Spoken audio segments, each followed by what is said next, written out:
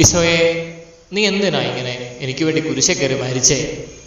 പലപ്പോഴും ഈശോയുടെ പോയി ഇങ്ങനെ ഇരിക്കുമ്പോൾ തോന്നിയിട്ടുണ്ട്, എന്തിനു വേണ്ടിയിട്ടായിരുന്നു കർത്താവ് ഇത്ര പാട് പീഡകൾ സഹിച്ച് കുരിശെ കയറി മുൾമുടിയൊക്കെ കയറ്റി വലിഞ്ഞ്, എൻ്റെ ദൈവമേ, ഇതുപോലൊരു മരണം നീ എന്തിനാ ഈശോയെ വരിച്ചത്? പക്ഷെ പലപ്പോഴും അവൻ നൽകിയിരിക്കുന്നത് വേറൊരു ഉത്തരവായിരുന്നു. എന്താന്ന് ചോദിച്ചാൽ അവൻ പറയും, എടാ, തൻ്റെ കുഞ്ഞ് വെള്ളത്തിലൂടെ ഒഴുകിപ്പോകാൻ വേണ്ടി സാധ്യതയുണ്ടെന്ന് മനസ്സിലാക്കുന്ന ഒരമ്മ നീന്താൻ അറിയത്തില്ലെങ്കിൽ പോലും എടുത്തു ചാടൂലേ? അതിന് കാരണം എന്താ? അവിടെ ലോജിക്കൊന്നും അല്ലെന്നേ നോക്കുന്നേ, സ്നേഹം മാത്രമേ ഉള്ളൂ.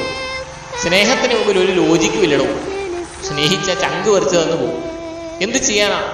എനിക്ക് നിന്നെ ഭയങ്കര ഇഷ്ടമാണെന്ന് ഈശോ പറയുന്ന പോലെ തോന്നി. ആ ഇഷ്ടത്തിന് മുമ്പിൽ ശരിക്കും തോറ്റുപോയത്. നമ്മളെ ശരിക്കും തോൽപ്പിക്കുന്നത് വെറുപ്പ് കൊണ്ടല്ല, പലരും സ്നേഹിച്ചുകൊണ്ടാണ്. നമ്മുടെ ഈശോ നമ്മളെ തോൽപ്പിച്ചതാ അങ്ങനെ.